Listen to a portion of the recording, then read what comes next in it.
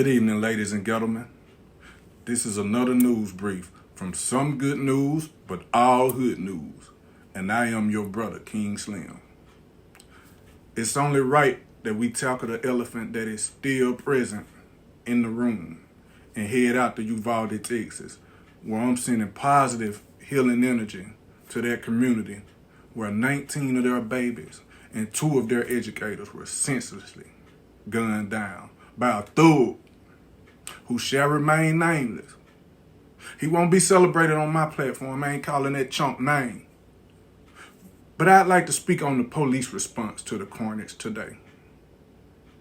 You know, white America has this romance with law enforcement where they like to protect the image of policemen and uphold them as this valiant entity consisting of heroic Marvel comic type heroes. But of course, that's only when they're killing black folks sleeping in their bed, black folks reaching for their license, or black folks doing absolutely nothing but existing while being melanated. The response of the Uvalde Police Department in the face of this tragedy couldn't be less heroic if they were the Uvalde Water Department. From the time the shooter entered the building and began his assault at 11:33 a.m., it was 91 minutes later before he was neutralized and ultimately killed. 91 minutes. At one point, there were at least 80 armed and trained policemen outside Robb Elementary. And for 43 minutes, they did absolutely nothing to help the children inside who could be heard screaming as shots continued.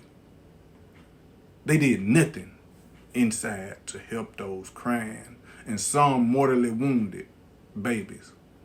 But outside, they were very busy.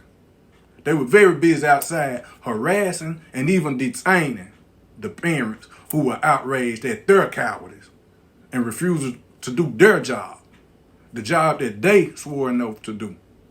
It was these parents threatening to storm the school themselves, and some actually going through with it, that finally, in my humble opinion, forced the hands of some Border Patrol agents to finally go in.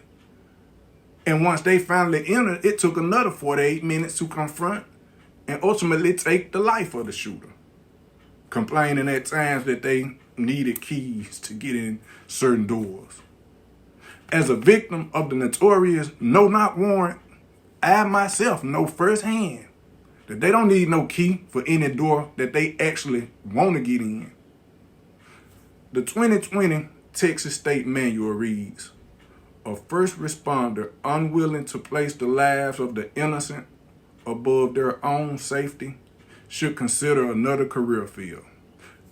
In other words, they need to be all those cool sounding words and nicknames. The thin blue line, the last line of defense against danger, when danger actually occurs. If not, they should be where they're most helpful at, out of the way. This your brother King Slim. I'm out. Some good news, but all hood news.